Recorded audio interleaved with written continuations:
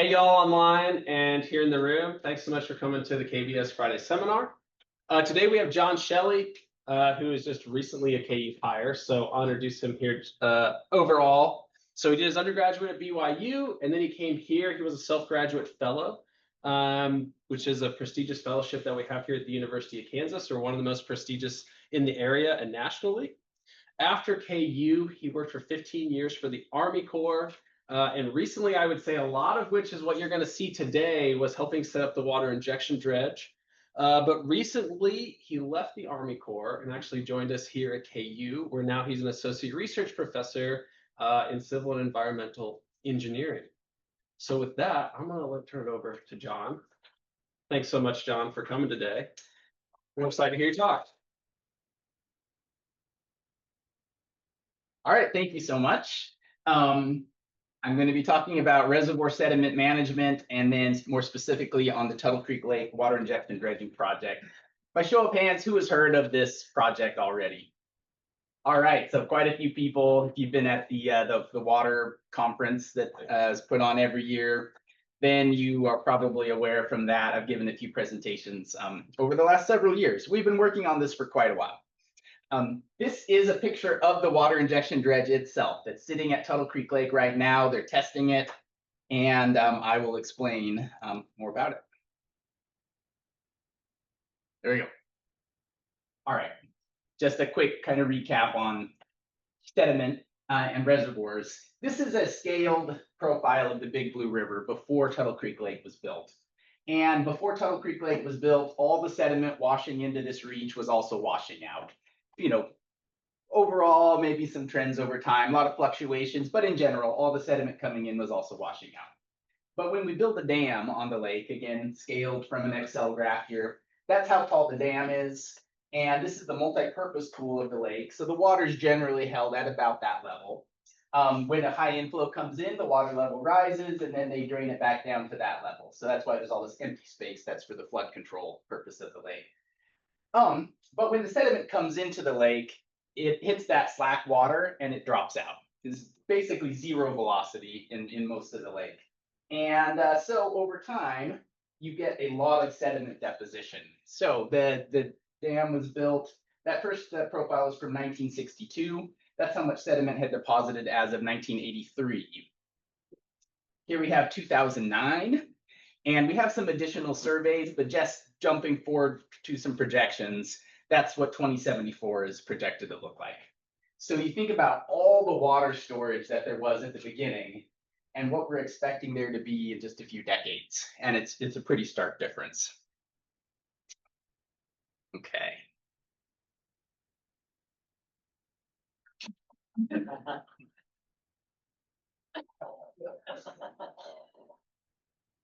Right.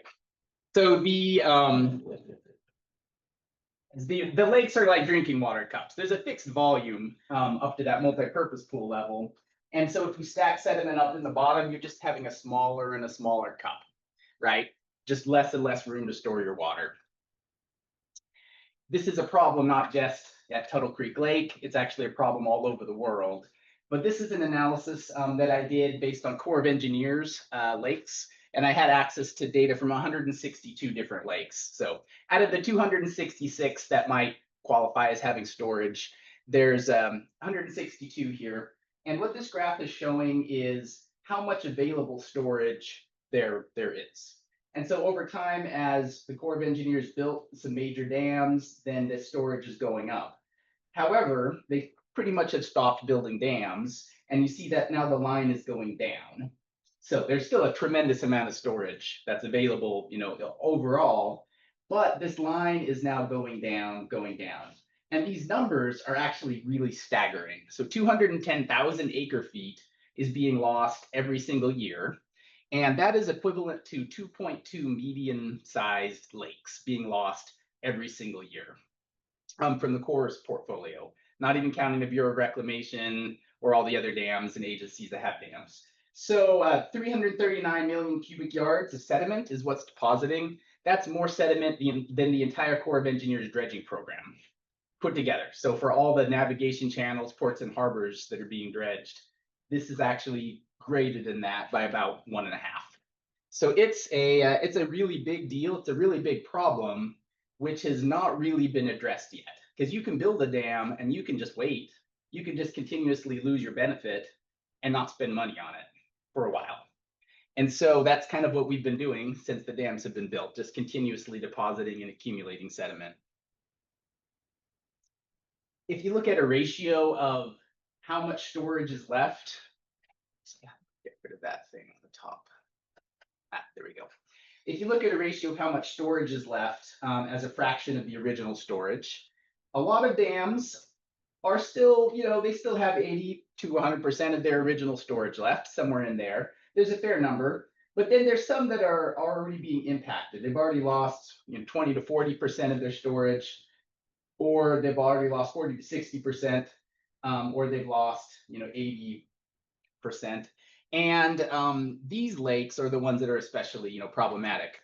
Well, in this group here, we have Perry, Elk City, and Council Grove, lakes in Kansas. In this group here, we have Tuttle, John Redmond, and Canopolis, lakes in Kansas. And so Kansas is very concerned about this problem. If you think about, well, where are these lakes? They are in Oklahoma, Iowa, and Ohio. So definitely there's a special Midwest problem with reservoir sedimentation. And again, this isn't even all the lakes. This is 162 out of 266. This graph or this map shows you the Kansas River Basin, so the northern half of the state of Kansas, and how much of the original storage is left right now. In 2024, what we project out going 25 years, 50 years, and 100 years for how much of that original storage will be left. And what you see is Tuttle Creek Lake is in, it's in bad shape, and it's projected to be Tuttle Creek Pond, very little storage left. Canopolis is actually worse off right now. It's accumulating slower, but it's several decades older than Tuttle. And so that's why it's worse off now, but in the future, it'll be the second worst. And then Perry comes in third. Redmond and Summer on the south end of the state, I have not done the same analysis because I was working in the Kansas City district and this was our watershed that we dealt with. Okay, so there's the overall chronic issue of sedimentation where you lose storage volume. There are also acute problems. So long before your lake is quote unquote full of sediment, you start having impacts. Part of that comes from where the sediment deposits in the lake. The coarser sediment deposits right as soon as it hits that slack water. The sands and the gravels drop out. The finer sediments transport downstream via turbidity currents and other methods, and they'll tend to stack up closer to the dam. So you get some combination of delta deposition upstream and this sort of muddy deposition downstream. And both of those locations where it deposits can start having problems pretty quickly. Usually when the lake's about 25% full, you start seeing lots of additional problems pop up. Some examples. This is Tuttle Creek Lake again. The original multi-purpose pool was this orange contour. So it was a much larger lake in surface area. And now we are, let's see, 24. So we're at about this, there's that orange contour right there as of 24. So we have lost a lot of area of the lake. Brian McNulty, who used to be the lake manager just earlier this year, was the lake manager. He used to water ski with his grandpa up here, and now it's all just totally silted in. There were boat ramps silted in. There's a campground that had a water intake, and so that silted in. The campground's abandoned. So these impacts happen. Now they happen over time, and so unless you're watching it, you're like, yeah, when I was a kid, and now it's small, but they definitely happen. The other thing that happens due to that delta growing is it actually grows in both directions. So when that sediment drops out in the delta, it creates backwater. And so that kind of slack water now extends further upstream. And so the sediment will also deposit a little further upstream than it used to. And that can be a big issue. This is not really a big issue at Tuttle, but it is a big issue in a lot of lakes around the country. One of them is Lewis and Clark Lake, the most downstream dam on the Missouri River. This is 1964, all this open water. And then in 2013, so you see all this material and that's the delta. Just back up so you kind of get an idea there of what has happened. But because that delta has grown so much, it has caused additional flooding upstream as the sediment is deposited and created backwater upstream that's caused flooding. So here's some of the costs of that. The town of Niobrara has had to be moved twice.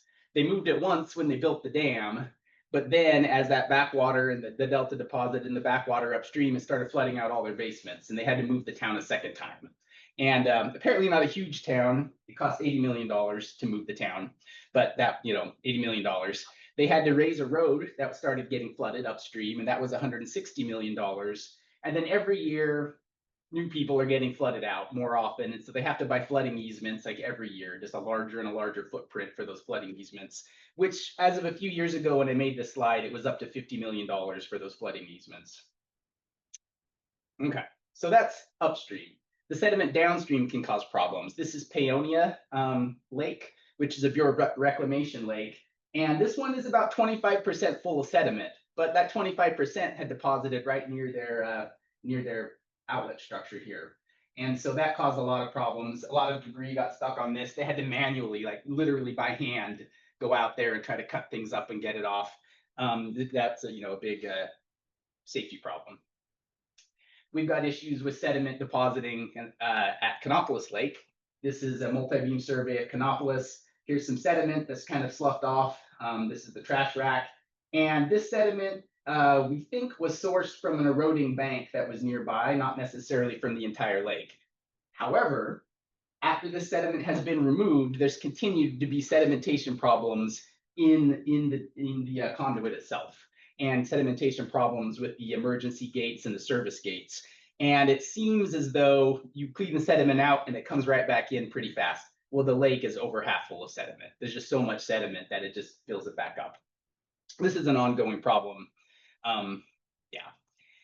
This is what sediment can do to hydropower. Now, machinery, you can pass silt through hydropower machinery generally okay, but if you start passing sand, this was 10,000 hours of operation on this component here. After less than 24 hours of passing sand, it just totally chewed it up.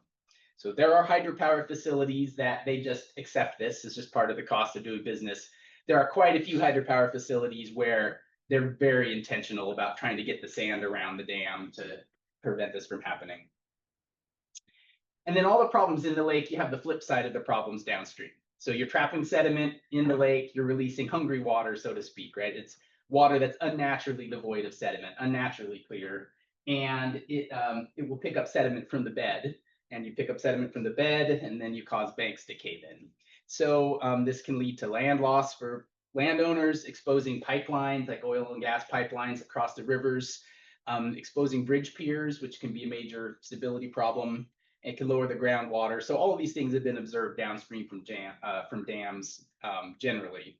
Most of the dams, the big dams in Kansas, have this kind of an effect going on, outside of maybe Wilson.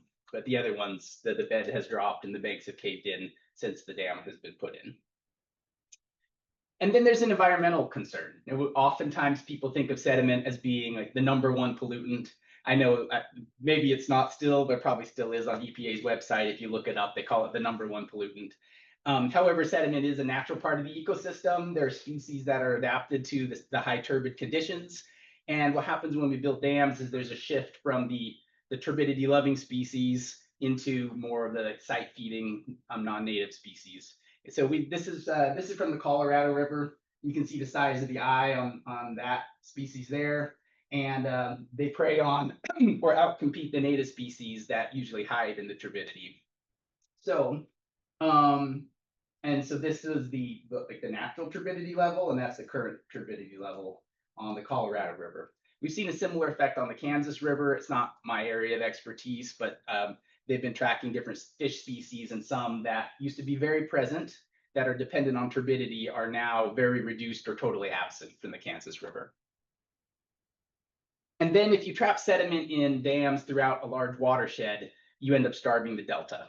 So this is the Mississippi River Delta in 1930, and then this is it today, or as of just a few years ago. And you've got erosion from the water, but if you're not continually resupplying it with sediment, then you just start eroding away your delta.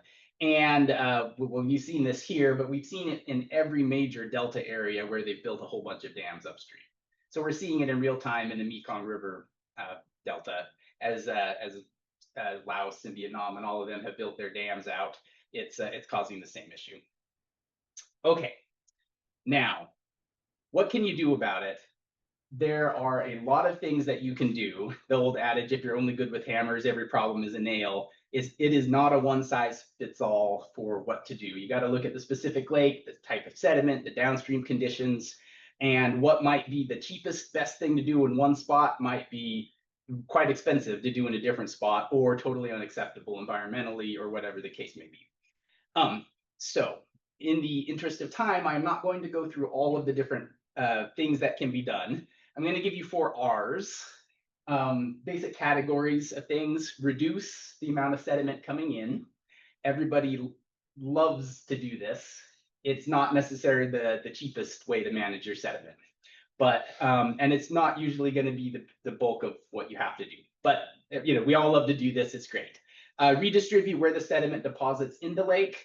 So you're not reducing the sedimentation overall, but instead of depositing in this cove, it's just going to deposit out in the middle and not block the cove or the boat ramp or things like that.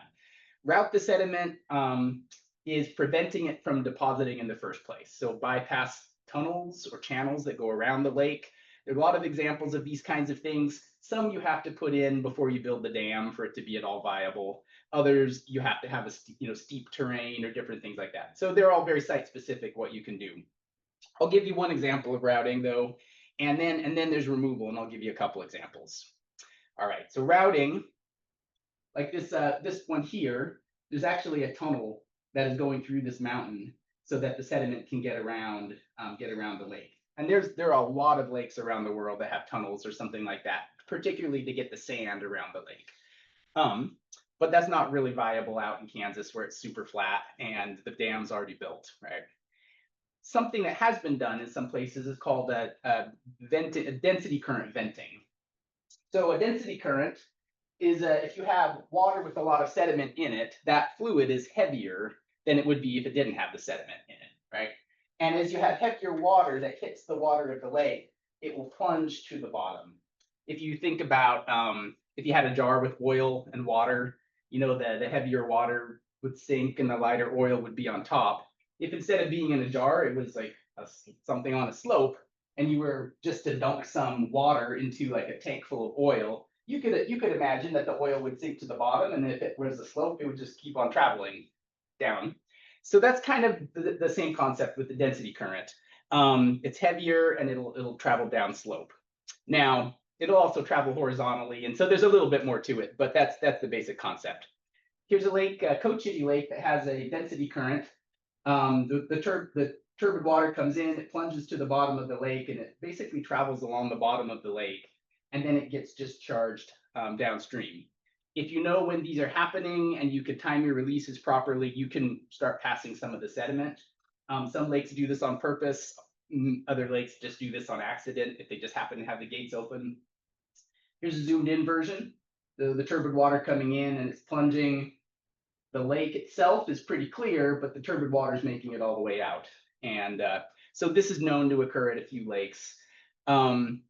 It seems like it actually does occur at the lakes in Kansas, but most of the sediment is not making it out. We're trapping 96 to 98% of all the sediment in the lake. So that gets us to removal. How do you remove sediment after it's deposited? The most I guess common, not really necessarily commonly done, but commonly thought of idea is, well, we know how to dredge sediment. You get out with a big cutter head, like a giant chainsaw, and it stirs it up, and you have a suction pipeline, and then you put that sediment on the land somewhere in a disposal facility. And that's very expensive. That's done all over the world. But in lakes, you're talking about such huge quantities of sediment that it becomes very expensive very fast. It would be tens of millions of dollars per lake every single year to manage our sediment this way. Now, this is John Redmond. This is a dredge on John Redmond where the state of Kansas did this, and it was about $20 million. It was about 3 years worth of sediment, and they put it on like a 10-year bond or something. So it was not sustainable because it was so expensive. They paid the bond off earlier, but anyway.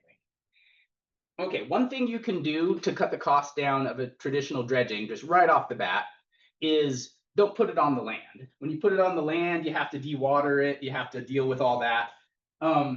here's a lake in Utah where they are passing the sediment downstream. So they've taken measurements upstream of how much sediment is coming in. And so they know how much they can release so that when it mixes with that unnaturally clear water, the concentration you get downstream is the same natural concentration as to what's coming in from upstream. So they were able to do this. They got a permit. If you talk to a Dr. Roland Hotchkiss who did this project, he's very frustrated how hard it was to get his permit. But I think we all get it. It's a new paradigm that it's okay to put sediment into water, right? So, but this will cut your cost in half, literally in half, right off the bat, just not having to deal with it on the land somewhere. But you do still have the cost of your diesel fuel for pumping. You still have the cost for your pipelines. It's it's pretty invasive in the lake because you've got pipelines everywhere. So there's recreation impacts. Let's just get back to that density current idea. So maybe the density currents are forming, maybe most of them are depositing somewhere along the way, and only some is getting out. What if you could form a new density current closer to the lake so that the sediment could get out? That would be a great idea, right? And that is, in a nutshell, what water injection dredging is. So it's injecting water with like a jet bar here, and well, here's the jet bar, and injecting water into the sediment, creating an underwater slurry at the bottom of the lake. And so that density current then will travel, and preferentially it's going to travel downslope. If you've got gates at the bottom of the lake, then you can open up the gates and pass the sediment downstream. This is a flume study done at the Engineer Research and Development Center in Vicksburg, Mississippi. And this sediment is Tuttle Creek Lake sediment. And so they just inject water. This is a perfectly horizontal flume. There's no slope on this. But just because it's denser, there's actually more hydraulic head. So there's a hydraulic slope, even if there's not a physical slope. And that density current travels. They're just injecting in the one spot and it travels. And it kind of tapers off as it goes. There's sort of a slope to it. And so they've got some ideas on how far they think the sediment in total will travel based on this flume study. And this is on YouTube. You can watch it later and rewatch it. Very entertaining, I think. And that brings us then to the Tuttle Creek Lake Water Injection Dredging Project. So we've done some flume studies down at in Vicksburg. We've done some analysis of the type of sediment and how fluidizable it is. And we've got a project now. It was a $9.2 million project to do a demonstration of water injection dredging in Tuttle Creek Lake. So this is the actual dredge that is out there right now. And you see that this giant jet bar that can lower all the way down to the bottom of the lake to inject water into the sediment there. So water injection dredging has been done in some ports and some harbors and some navigation channels in the US especially. It's been done in Europe, but it has never been used in a lake before anywhere in the world. So all those other scenarios usually have maybe a little more slope to them. All those other scenarios might have tides or a little bit of current. In this case, there's no current except for right at the gate, and there's no tide. And it'll just be the density that's driving the density difference that's driving the transport. So this is pretty exciting. Like I say, first time in the world. It's starting on Wednesday this coming week. Yeah. So where is the dredge going to go? I mean, I see it's so. Where is it going to be empty into? So yeah, let me forget what I was going to say about that.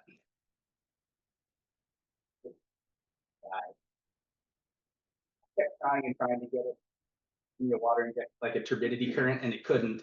And then I saw a picture from my son who's in Arizona right now, and he had a picture of the haboob, like the big dust storm, and it looked just like a density current.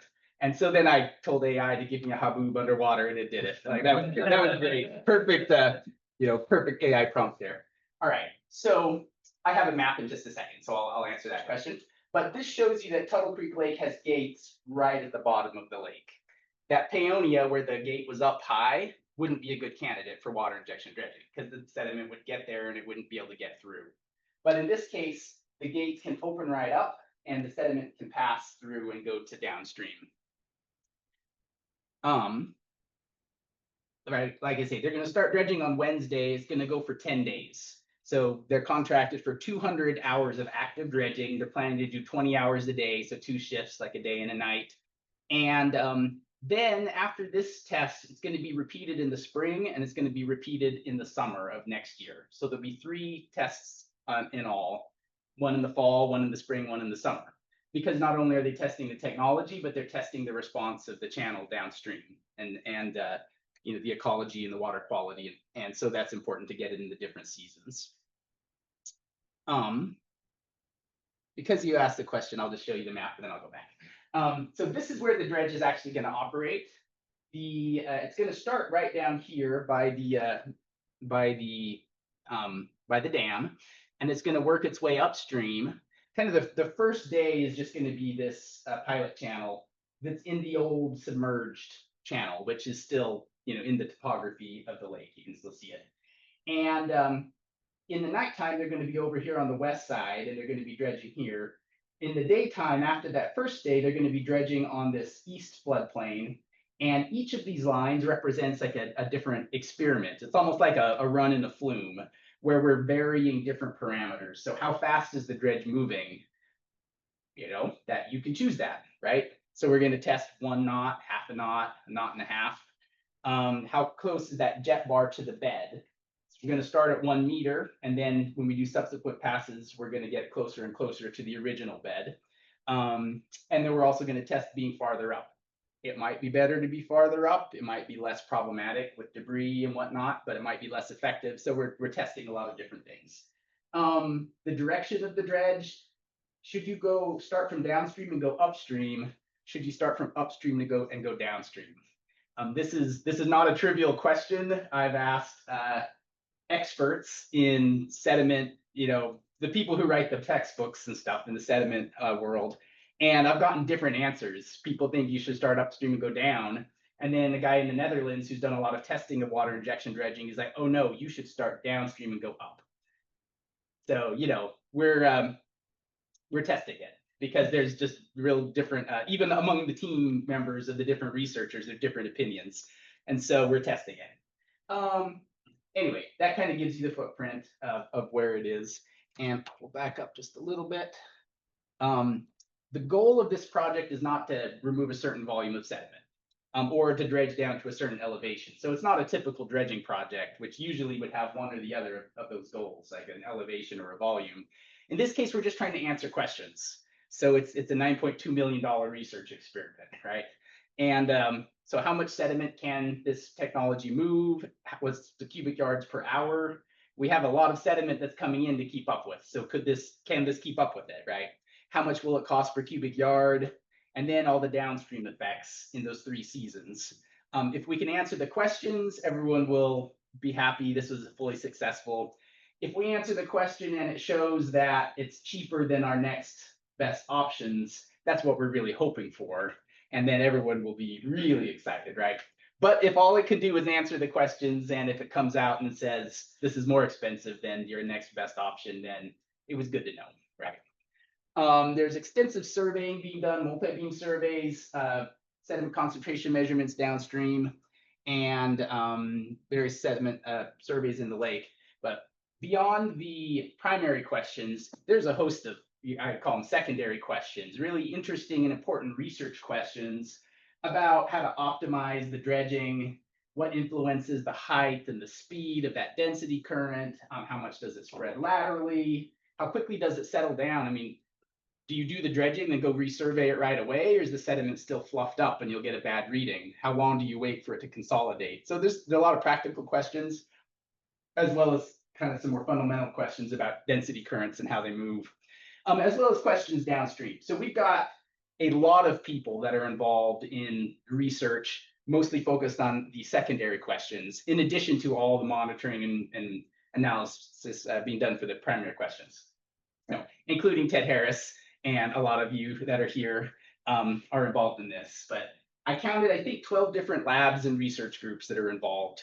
So from multiple agencies, and at given university, 3 or 4 different groups studying different things. So it's been a very collaborative and hopefully wildly successful, we'll find out, project with all of this collaboration.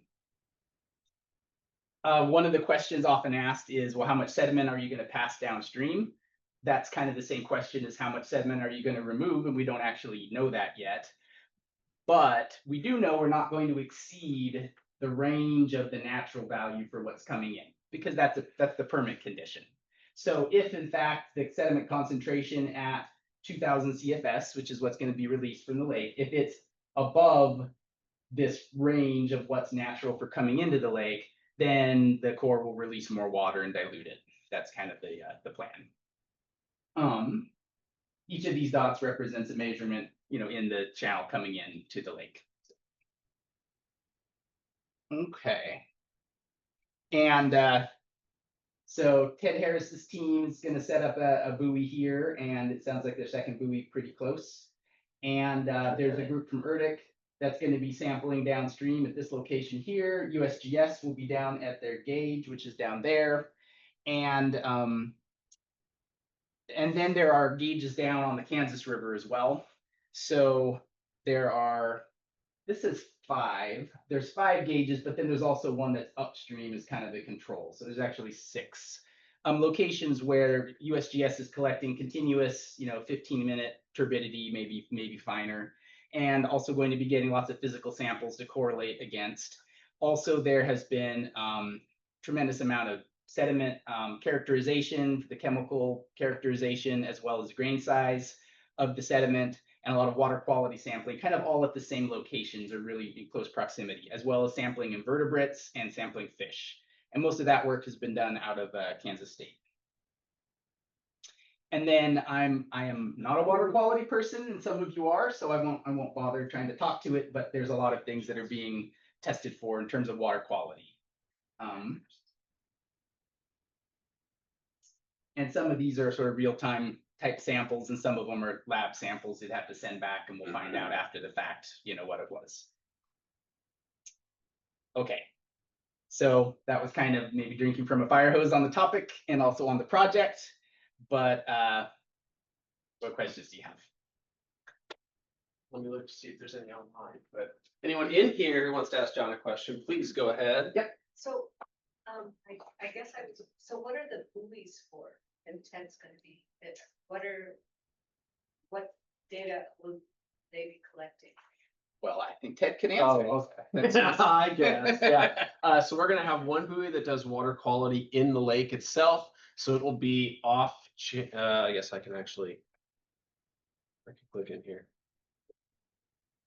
So it's gonna be over here outside of where that dredge is. Yeah, you can see my mouse, right? So that'll be what's going on in the lake. So we'll look at the bottom and the top in particular. We'll look at thermodynamics. Like, for example, if you're sucking all this water into a dredge, surface water, and putting it at the bottom, and it's a different temperature, does that mix the lake? Does it stay stratified? Where does that water just come right back up to the top because it's warmer? So again, questions there. And then we'll have a few other buoys here. We'll have a buoy with an ADCP, which essentially tracks sediment over time and gives you an idea of discharge and sediment. We've calibrated that or tried to calibrate that, so it gives us both. We also have something called an ADV, which is a point sampler for that flow in the direction of the flow, and a turbidity sensor down there. So we'll try to calibrate that turbidity sensor with how much sediment's in the water, as well as the project goes on. So really, we'll have those 3 there right at that outlet, which I'm nervous about because there's going to be a big dredge coming all the way to here. And yeah, in between this dam gate, that's where a couple of those buoys will go, right? But yeah, so we're part of it. So that's what our buoys will be monitoring at least every hour, but I would guess more frequently than that, probably every minute throughout those dredging time periods. I have another question. Oh, you can go ahead. So if this works, how often do you think you would need to dredge? Would it be like 2 weeks every year, or I'm just wondering how. Yeah. There's around 6 million cubic yards of sediment depositing every year in Tuttle. 6 million. And so you would need to be dredging basically 24/7 all the time, but not necessarily releasing all the time. So you might be you might be further up in the lake, just kind of shepherding the sediment down into the channel. And then once you have a lake release that's high enough, then you would dredge in that channel in order to get it to pass. But the dredge would in order to actually be sustainable long term, it's going to have to be operating like basically all the time. Yeah, here and then over. You good? Okay. Okay. What determined the 10-day dredging episodes? Because I'm curious about the sensitivity and resilience, you know, downstream to this disturbance. Yeah. Is it 100% logistics? 'Cause it seems like you might do a little dredging maybe once a week for a year rather than 10 days, and that seems fairly intense. Yeah, there is a physical reason to dredge continuously, and that is you want to keep feeding your density current, and you can create a flow that then will flow farther and better. So there is that physical reason, and then there is just the logistical reason of the contractor being on site and the cost of that. Yeah, and then the 10 days kind of had to do with the budget, and you know it was very expensive, and it was 5 days each period, and it was only a little bit more to double the actual amount of dredging because almost all the cost went into creating that dredge in the first place. It's custom made to be that big to reach to the bottom of the lake. So yeah. I'm curious what the next dam and reservoir are on this watershed. And if there's any, I mean, I know you're monitoring downstream, but if you just sweep it all out of this reservoir, does it just build up in the next reservoir? So this has the huge advantage that there is no dam downstream. Okay. So it free flows to the Kansas River. I mean, there are little impoundments like Bowersock, for instance, but there's no other major impoundment. And it flows into the Missouri River to the Mississippi River, but it's downstream from all of those dams, and it just goes all the way down to the mouth. Oh, wow. Okay. Yeah. Let's see, here, and then in the back, and then over here, and then down. So I was just wondering, aside from the bathymetry collected before and after the project, are there any plans to collect some during or some form of monitoring what's going on in terms of the surface at the bottom? Yes. So during it's the Engineer Research and Development Center is doing a lot of data collection during. They are doing dual frequency single beam. So one that could potentially penetrate the density current to the bottom, and the other that ought to ping off the top of the density current. That's the hope. That's, and they're also doing Riotune surveys, which ought to give density and viscosity, and they're doing quite a few things like that in the lake. And then immediately after the dredging, the Kansas Water Office is using their multi-beam, and for a subset of what was dredged, they're going to track it over time to see how it consolidates. So there's a lot going on. They've got 3 crews that will be out there during the test itself, in addition to all the other folks. So let's see. I think I said back here. Yeah. Oh, thank you. That's just like what I really enjoy. It's been a while since I sit in hydrological observers too. Thank you. I was just curious about the depth and the starter for deposition in the lake. Like how you have like horizontal interval going up the stream, and there's a question should start on the downstream or going up. Do you also have the interval based on the starter? Like, because we know that those deposition all in a different time and different environment, different rainfall, or maybe it's starter denser than some of the starter with deposition, but also there is a different interval. For example, there is pressure from 0 to 1 meter versus starter, or from 1 meter to 2. So each interval target a different starter in position. I don't know if that makes sense what I'm saying. Like vertical interval, right? Target each geological, like Right. deposition. And my last question was, okay, we have all of the sedimentation to start going down with the stream. If any of these methods, all the 4 Rs, Mhm. sediment goes somewhere. Mhm. What's the plan? What can you do with all of the sedimentation down of the river? All right, so the first question, so yes, the sediment gets denser as you go vertically into the sediment. So the sediment that's been there longer is got a higher bulk density. It's just more compacted, more consolidated. And so we have some measurements that show that. Ted and friends are We're going out Monday. are going out on Monday to get quite a bit more, because it's not the same at the top as it is if you go down 4 feet or 8 feet, vertically. The dredging itself is not going to do anything different based on that, but we will have that information to compute how much mass that volume equates to, because it will be different, the bulk density will be different. I don't know if that was fully addressing that first question. It's full. Yes, makes sense. We know the lighter and the heavier, but also all of these, for example, within 5 years, we know the heavy, but there is a period of time, not a lot of sedimentation. Mhm. And then we know that those deposition geologically stratified, it gets so solidified, it's hard to move. So I assume those I need more pressure from the discharge to go down more vertically. And then you have a period, you have a sudden floods. Mhm. You get again a different factor, which means when I say geological stratigraphic is all going to be different. Like you have one from 0 to 5 years Mhm. is nicely distributed from like fine to coarse, and then you have another buried one. Let's call it buried because I'm soil scientist. Mhm. Let's call it buried one, and the buried one also has a different density from, for example, 10 years to go back to 15 years, and then we have another one. Maybe I'm wrong, but that's my experience with reservoir when I was student working on, they have those different Yeah, the geological start. the dredge is not changing parameters based on that, but it could influence that it might be more productive and then might be less productive the next time because you hit one of the, a more resistant layer, and that's Exactly. Yeah. What is this? Yeah, so there is a lot of sorting that happens as just the sediment by the time it gets to this area.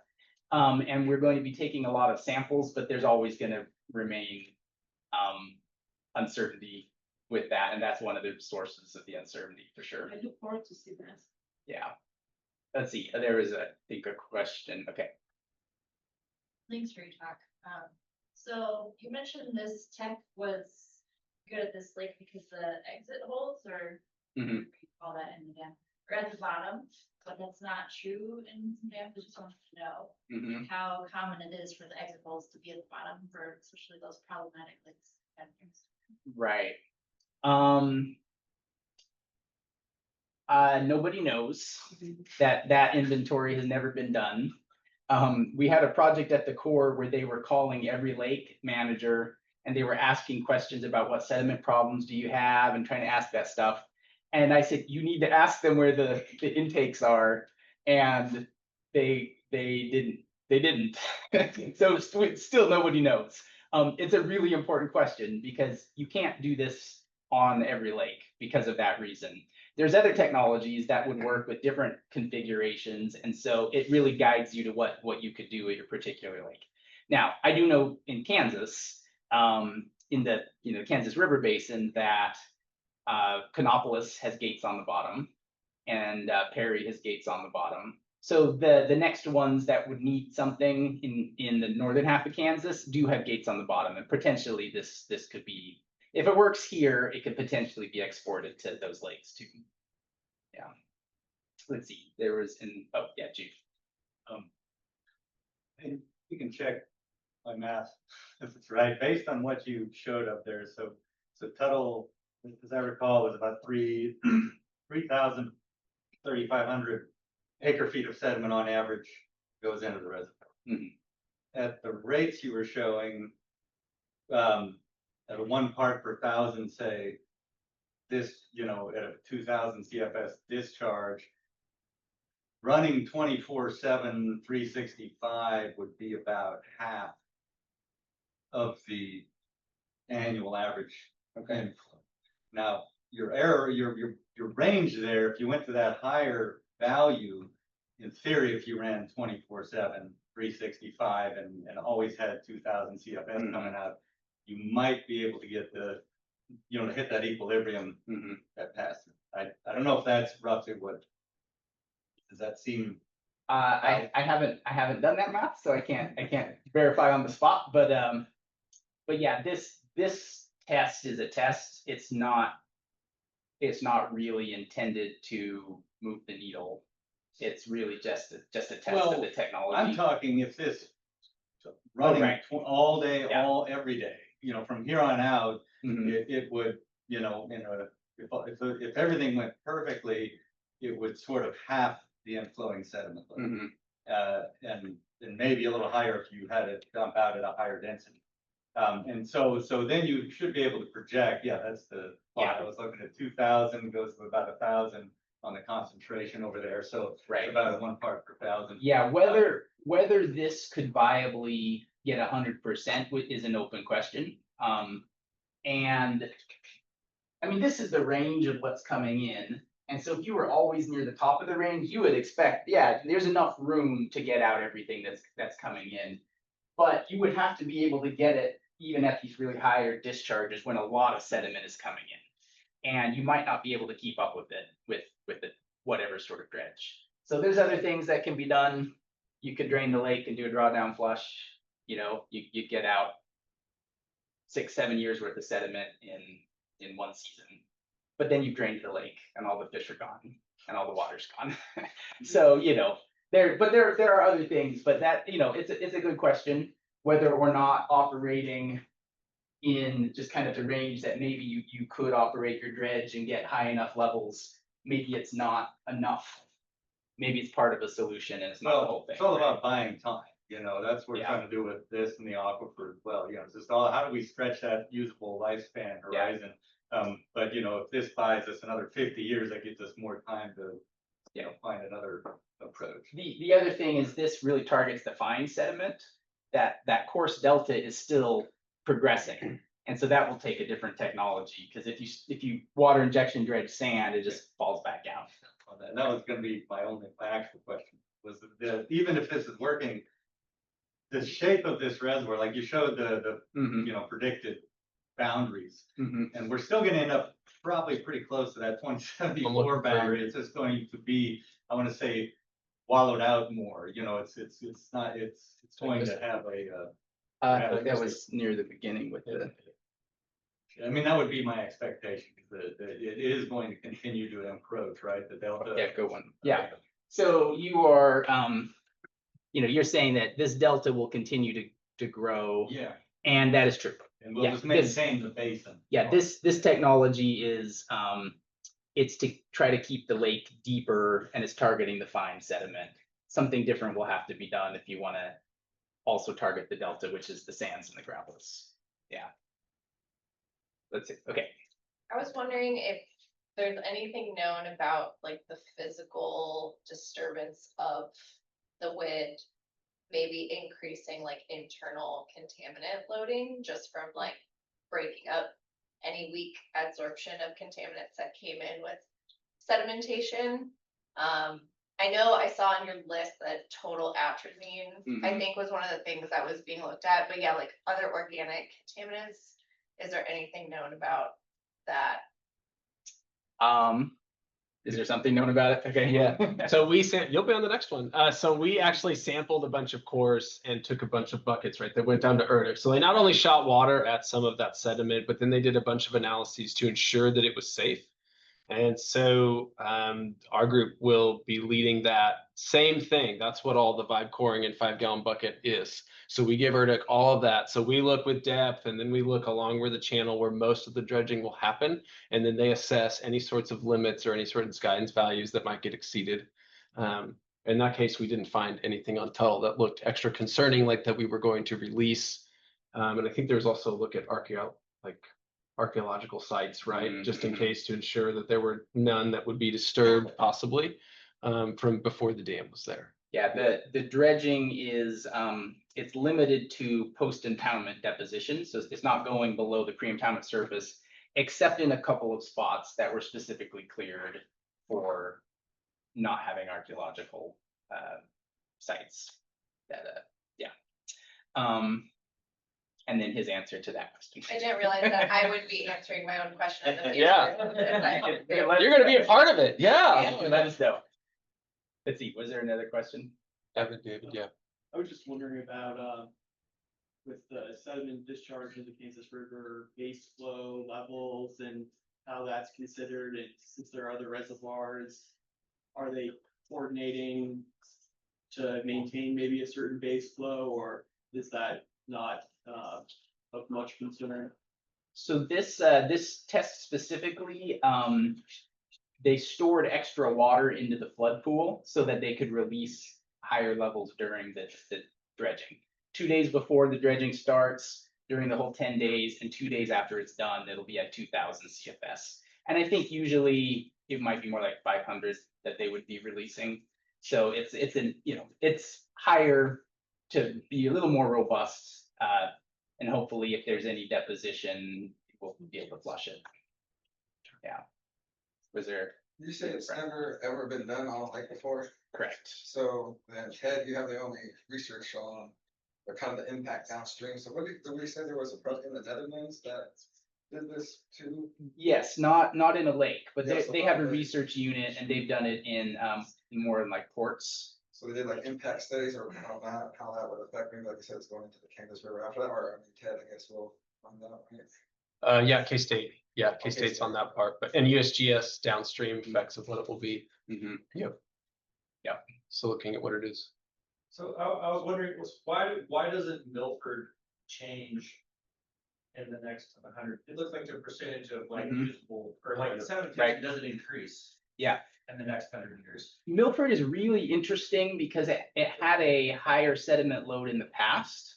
But that the relationship between the flow and the sediment, like the sediment rating curve, has shifted down considerably. And I think that it is, I would say 100% because additional dams went in upstream that's trapping all the really? sediment there. Yeah. Oh, okay. Whereas all the other lakes, even though we've done a lot of, this all this improvement in conservation and better farming practices and bank stabilization, no shift at all at Tuttle. It's the same rating curve for the relationship between incoming flow and sediment holds for the entire time. But Milford, it shifted pretty dramatically. But it's because of the more dams. That's what I think.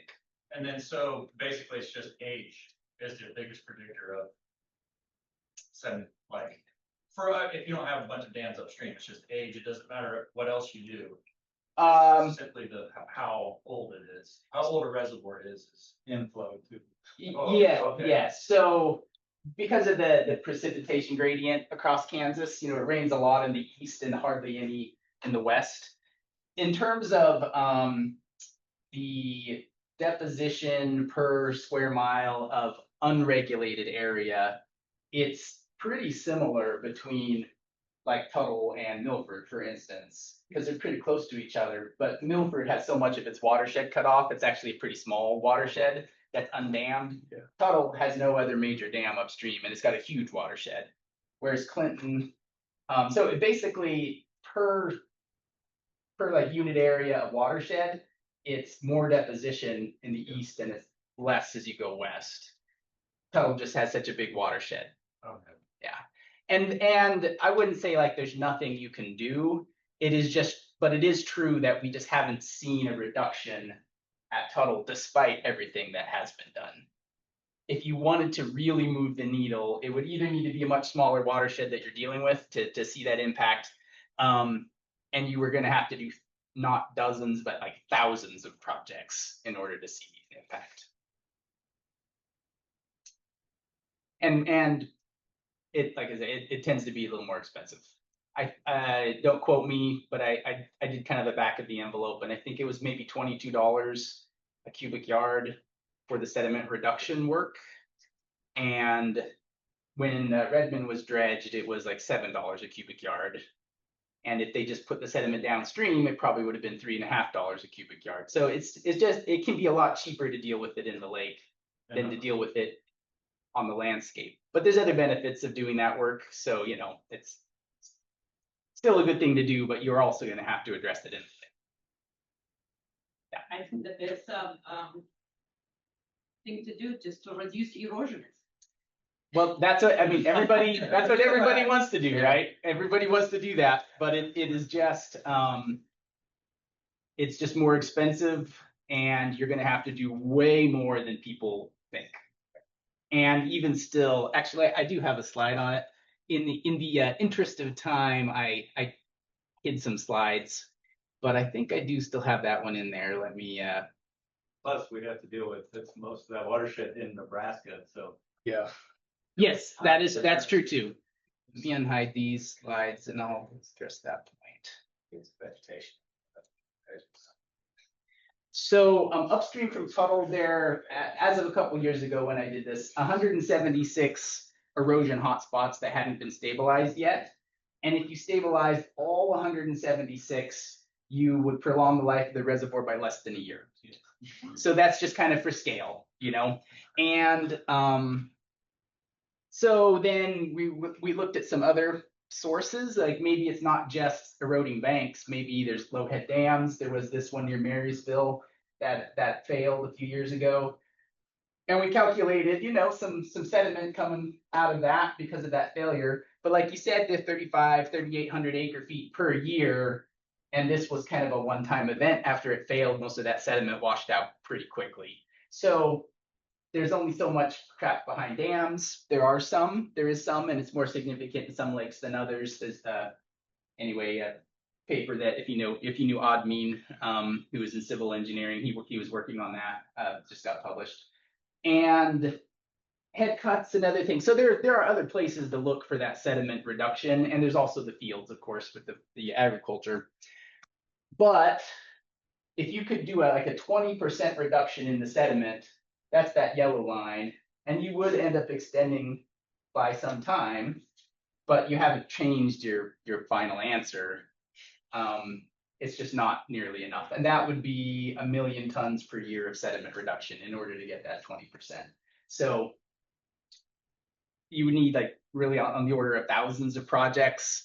The impact might still be small, and it probably would take time to see the benefit. You might have lost your lake by the time you saw the benefit anyway. So it's like, yeah, that's great to do, but it's not it's not the silver bullet. It's maybe part of an overall plan, right? But not even the major part of it. Other questions online or in the room? Well, then please join me in thanking John for a great talk. John.